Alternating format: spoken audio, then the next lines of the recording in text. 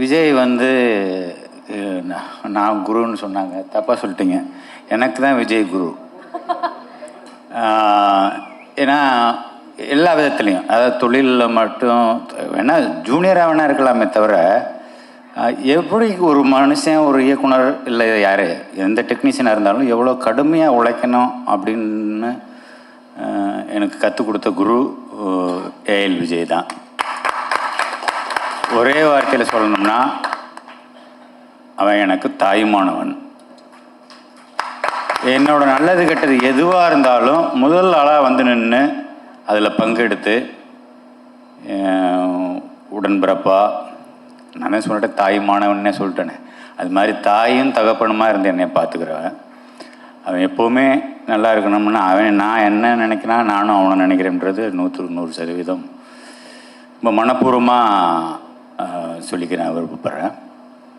அப்புறம் ஹாரிஸ் 25 சந்தோஷம். தயாரிப்பாளர்கள், புதுமுக நடிகர்கள் 2 பேருமே.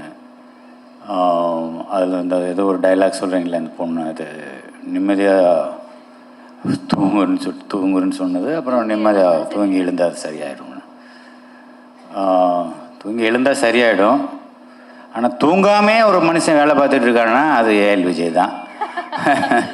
அதே மாதிரி ஆர் ஜெயராஜையும் கேள்விப்பட்டிருக்கேன். நான் அவர் கூட ஒர்க் பண்ணதில்லை, கேள்விப்பட்டிருக்கிறேன். அவரும் வந்து எந்த நேரத்தில் எந்திரிச்சு ஸ்டுடியோவுக்கு வருவார், எந்த நேரத்தில் வந்து அவருக்கு ரெடி பண்ணிவிட்டு கூப்பிடுவாருன்ற மாதிரிலாம் சொல்லுவாங்க. அவருக்கும் என்னுடைய முதல் வாழ்த்துக்கள். நடிகர்களுக்கு எல்லாருக்கும் முதல் வாழ்த்துக்கள். மேடம், நான் உங்களை கவனிக்கலை வெளிச்சத்தில். உங்களோட நான் மிகப்பெரிய ரசிகன். மத யானை கூட்டம் பார்த்ததுக்கப்புறம் அதில் ஒரு காட்சி ஒன்று வரும், விஜிமல்ல ஒரு காட்சி ஒன்று வரும். அந்த பையனை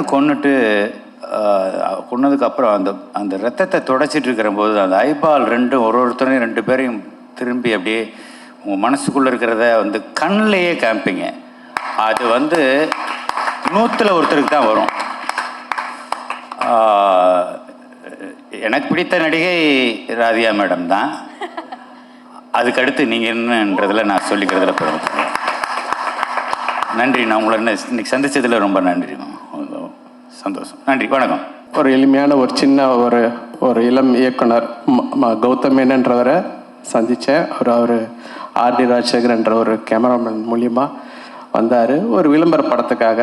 பட் அதுக்கப்புறம் பார்த்திங்கன்னா 2000 வருஷத்தில் தான் நான் இந்த மின்னில் என்ற படம் ஆக்சுவலாக அப்போ வந்து இந்த காதல் ரீசெட் ரிப்பீட்டுக்கும் அதுக்கும் ஒரு சம்மந்தம் இருக்குது. அதுக்காக தான் இந்த கதையை சொல்கிறேன்.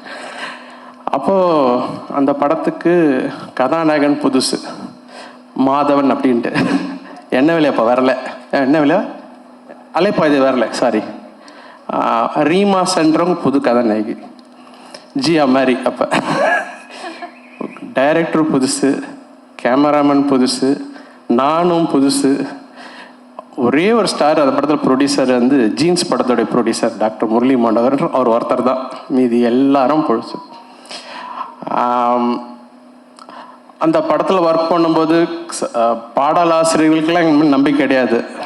உங்களுக்கு தெரியல, அவெல்லாம் பெரிய ஸ்டார்ஸ். அப்போல்லாம் போகும்போது அப்போ தான் ஒரு 3 பாடல் 4 பாடலுக்கு அப்புறம் தாமரைன்ற ஒரு புதியவர்களை சேர்த்துக்கிட்டோம்.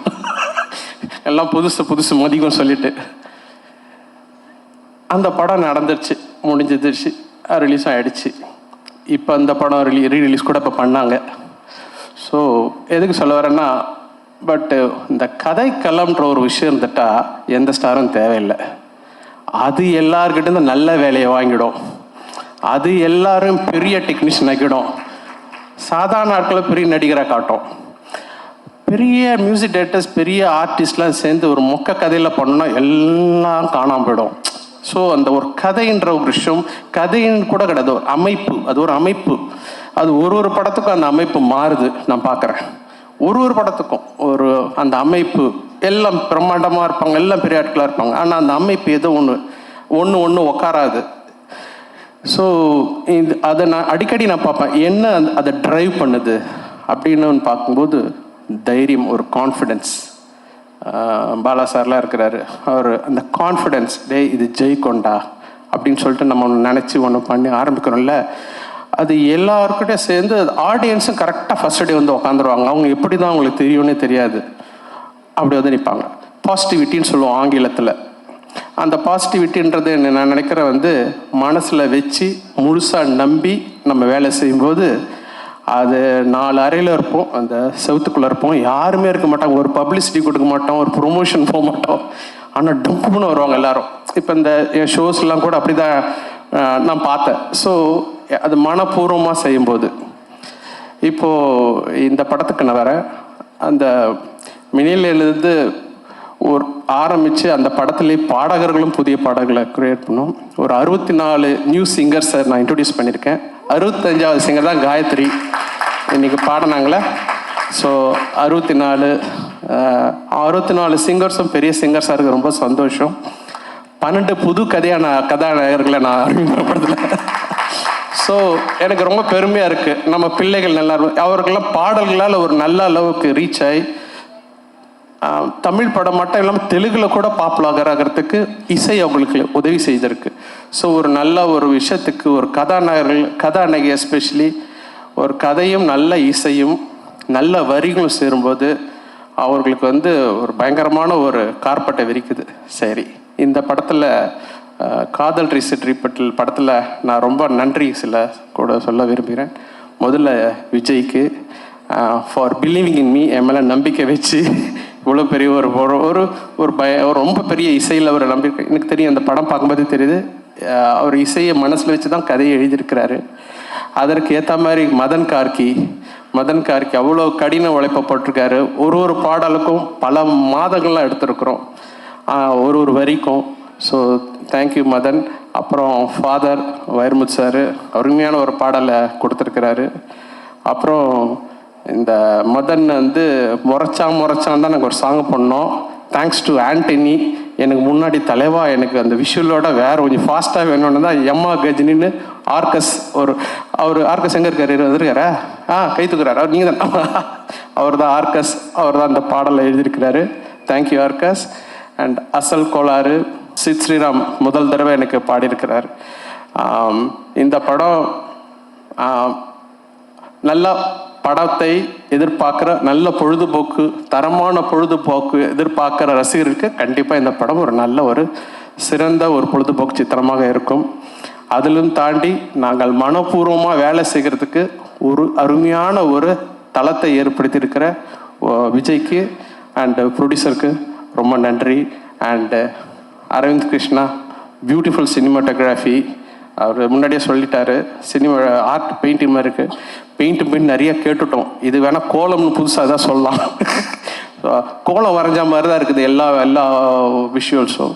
அண்டு இந்த டீமே வந்து ரொம்ப அருமையாக ஸ்காட்லாண்டில் போய் அவ்வளோ பியூட்டிஃபுல்லாக படம் பிடிச்சிருக்காங்க.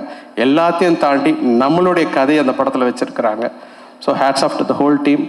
அண்ட் எல்லாருக்கும் இந்த படம் மிகப்பெரிய வெற்றி அடைய என்னுடைய வாழ்த்துக்கள். Thank you. I am. No matter how many times you do it, you are still nervous. But I'm sorry I will be speaking in English today, but I would believe that emotions have no language, and I'll speak from all my heart tonight. This film is very, very, very special to my heart, and it will always be. No matter how old I get, no matter how many more films I do, no matter where I am in my life, this film will always be special to me, because after all these years, when I actually waited for that one opportunity, it happened for me through Vijay sir, and I will try not to cry. But this is one of the best experiences I've had in my entire life working in this industry. It was always my dream to work